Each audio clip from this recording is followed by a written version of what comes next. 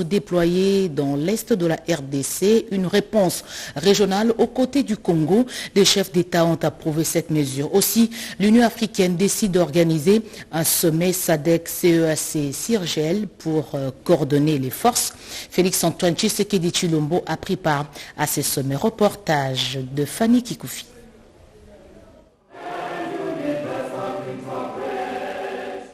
Ouvert et présidé par le Dr Hage Geingob, président de la République de Namibie, en sa qualité de président de l'organe de la SADC sur la politique, coopération de défense et sécurité, le sommet extraordinaire qui a débuté en début d'après-midi a eu pour, entre autres buts, de tabler sur la promotion et la sauvegarde de la paix, la sécurité et la stabilité dans la région.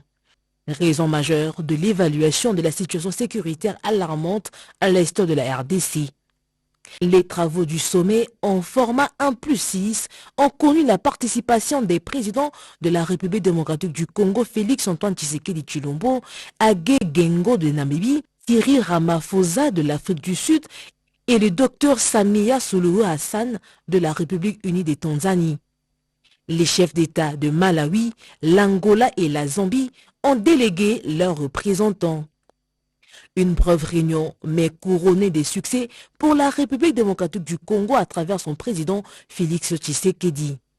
Le sommet a noté avec une grande inquiétude l'instabilité et la détérioration de la sécurité dans sa partie est et a de ces faits réitéré sa ferme condamnation de la recrudescence des conflits et des activités de groupes armés dont la résurgence des rebelles du M23.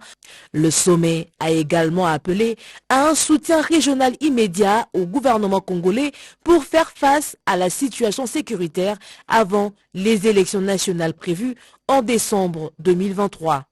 La grande annonce aujourd'hui, le sommet a approuvé le déploiement de la force de la SADC dans le cadre de la force en entente de la SADC comme la réponse régionale, évidemment, de la SADC pour soutenir la RDC afin de restaurer la paix et la sécurité à l'Est. Donc, aujourd'hui, c'est blanc comme neige que la SADC s'engage militairement sur le terrain et qu'elle va déployer incessamment une force.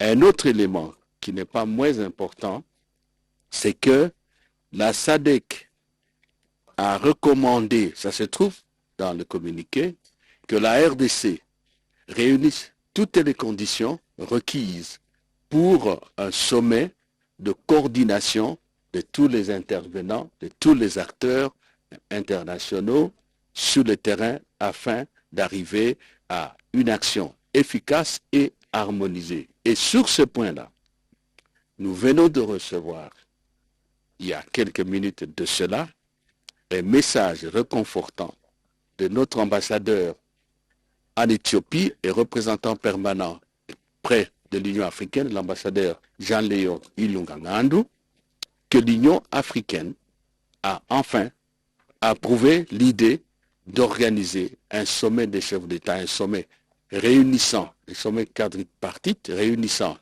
la SADC, la communauté d'Afrique de l'Est, la communauté économique des États de l'Afrique centrale et la CIRGR, la conférence internationale sur la région des Grands Lacs, justement pour arriver à mettre en place cette coordination dont la responsabilité de l'initiative et de l'organisation, évidemment, a été confiée par la SADC à notre pays.